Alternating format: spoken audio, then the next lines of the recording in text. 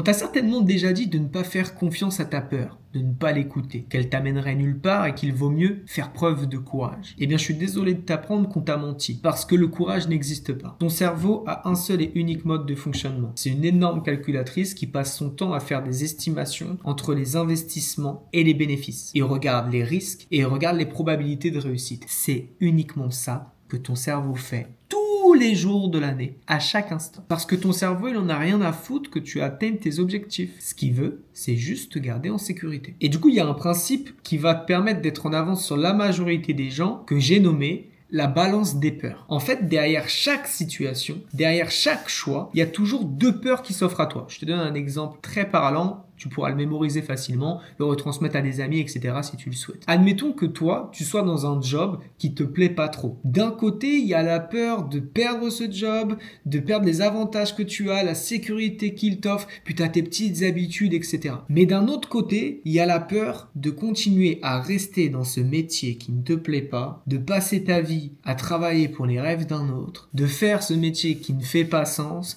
de ne pas être payé à ta juste valeur, etc.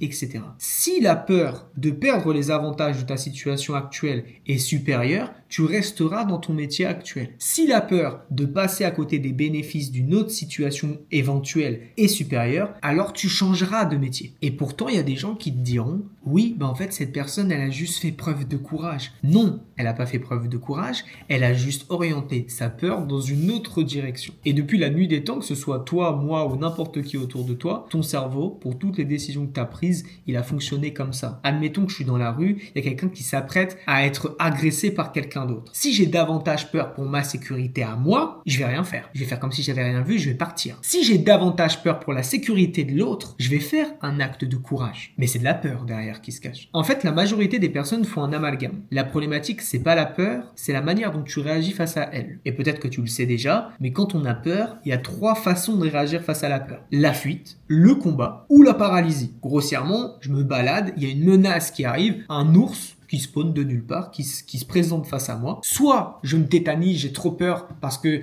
je sais que c'est peine perdue et je me laisse dévorer par cet ours. Soit je dis ouais là il est un peu mastoc etc. mais il a pas l'air de courir très vite.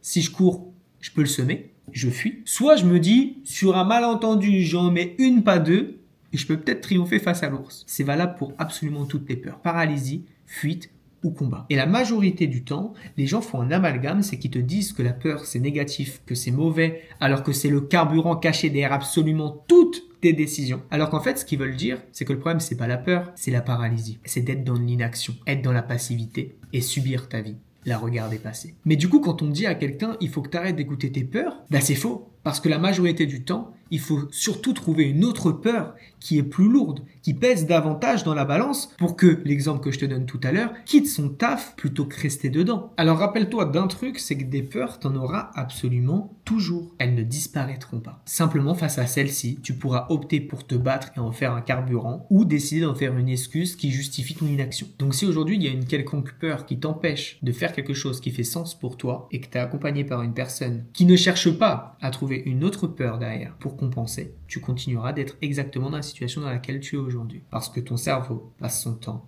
à faire des estimations. Et si cette vidéo t'a appris quelque chose et que tu penses qu'elle peut être utile à quelqu'un d'autre, n'hésite surtout pas à l'envoyer à un ami ou à un proche. Oublie pas de t'abonner parce que je risque d'en faire d'autres dans le même style. Et moi je te dis à bientôt dans une prochaine vidéo.